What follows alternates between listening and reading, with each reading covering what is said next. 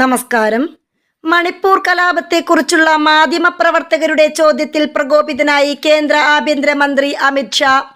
ദില്ലിയിൽ മൂന്നാം മോദി സർക്കാരിന്റെ 100 ദിവസത്തെക്കുറിച്ച് വിശദീകരിക്കാൻ അമിത് ഷാ വിളിച്ച വാർത്താ സമ്മേളനത്തിലാണ് മണിപ്പൂരിനെ കുറിച്ചുള്ള ചോദ്യം ഉയർന്നത്.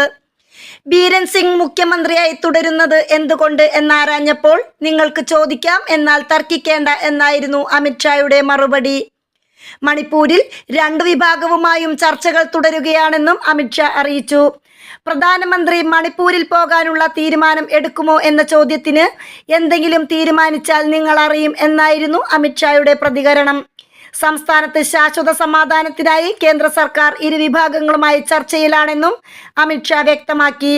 വഖഫ് ബിൽ, ഒരു രാജ്യം ഒരു തെരഞ്ഞെടുപ്പ് തുടങ്ങിയ സുപ്രധാന വിഷയങ്ങളിലും അമിത് ഷാ പ്രതികരിച്ചു. വഖഫ് ബില്ലിൽ നിന്ന് പിന്നോട്ടില്ലെന്നും വൈകാതെ ഇത് പാസാക്കുമെന്നും അമിത് ഷാ അറിയിച്ചു.